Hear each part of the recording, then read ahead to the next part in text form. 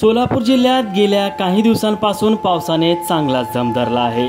पावसामुळे पावसाळा सुरू होण्यापूर्वीच पावसाने संपूर्ण जिल्ह्याला जलमय केलंय।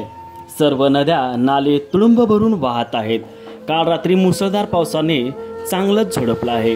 काशेगाव, वडजी, धोत्री, खडकी, मुळेगाव या सकल भागामध्ये पाऊस चांगलाच बरसला आहे। त्यामुळे सगळे वडे तुडुंब भरून वाहत आहेत। या भागातील शेतींना तळ्याचे स्वरूप आले आहे। केळी, डाळिंब, गुलाबाची शेती पूर्णपणे जलमय झाल्याने शेतकऱ्याने मोठे नुकसान सहन करावे लागत आहे। काशेगाव या गावाला जोडणारा दोन मुख्य रस्ते काशेगाव वडजी आणि काशेगाव वळे अशा दोन्ही रस्त्यावरील पुलावरून तुडुंब पाणी वाहत असल्याने या गावचा संपर्क तुटला आहे। येथील नागरिकांना मोठी कसरत व जीव धोक्यात घालून पूल ओलांडावा लागत आहे। मे महिन्यातच पावसामुळे ही परिस्थिती आहे। जर हे पाऊस असंच सुरू राहिलं तर शेतकऱ्यांची बिकट हाल होतील अशी चिंता येथील शेतकरी वर्ग व्यक्त करत आहे।